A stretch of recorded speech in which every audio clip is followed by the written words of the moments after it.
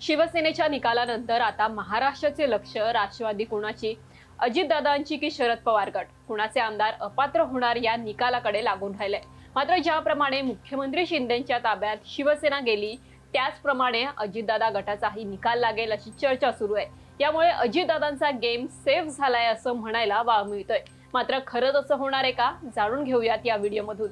नमस्कार, मी मुक्ता लोंढे, तुम्ही पाहतात माय महानगर।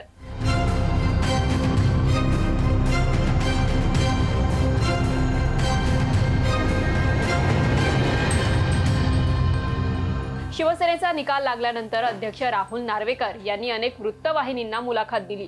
यात शिवसेनेप्रमाणे अजित पवार गटाचाही निकाल लागेल का असा प्रश्न नार्वेकरांना विचारण्यात आला। यावर उत्तर देताना नार्वेकर म्हणाले, कायदेशीर तरतुदी, सुप्रीम कोर्टाचे निकष आणि संविधानिक तरतुदी प्रत्येक खटल्यासाठी व्यक्तीसाठी बदलत नाही, समान असतात। मात्र फॅक्ट, वस्तुस्थिती वेगळी असते, परिस्थितीनुसार निर्णय घ्यावा लागेल असं म्हणत नार्वेकरांनी कायदेशीर उत्तर दिले। मात्र शिवसेना फॅक्शन निकालाचा अंदाज घेतला असता नार्वेकरांनी पक्षाची घटना, बहुमत, पक्षाचं स्ट्रक्चर आणि व्हीप या मुद्द्यांवर सर्वाधिक भर दिलाय। त्यानुसार अजित पवारांनी आधीच प्लॅन रेडी करून ठेवलाय। बंडाच्या आधीच अजित पवारांनी 30 जूनला त्यांची पक्षाध्यक्षपदी निवड झाल्याचे कागदपत्र निवडणूक आयोगाकडे पाठवले आणि 2 जुलैला बंड करत उपमुख्यमंत्री पदाची शपथ घेतली। यातच भर म्हणून प्रतोद अनिल पाटील आधीच अजितदादांसोबत आले। निवडणूक आयोगातही युक्तिवाद करताना शरद पवार हे कसा मनमानी कारभार पक्षात करतात यावर भर देत बहुमत आमच्याकडेच असल्याचं म्हणत कागदपत्रे सादर केली। बहुमतानुसार अजित पवारांकडे राष्ट्रवादीचे 53 पैकी 42 आमदार आहेत, तसेच परिषदेचे 9 पैकी 6 आमदार आहेत।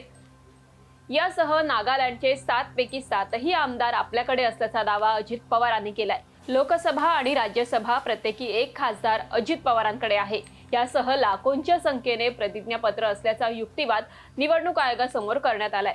यानुसार आता येत्या 31 जानेवारीच्या आत निवडणूक आयोग राष्ट्रवादी कुणाची तर अध्यक्ष राहुल नार्वेकर हे अपात्रता प्रकरणावर निकाल देतील। यामुळे अजितदादा गटाचं किंबहुना राष्ट्रवादीचं काय होणार हे येणाऱ्या काळातच स्पष्ट होईल। याबद्दलची अधिक माहिती, सविस्तर डिटेल्स जाणून घेण्यासाठी तुम्ही mymahaNagar.com या वेबसाईटवर लॉग इन करा। आमच्या फेसबुक, ट्विटर आणि इंस्टाग्राम अकाउंटला फॉलो करायला विसरू नका।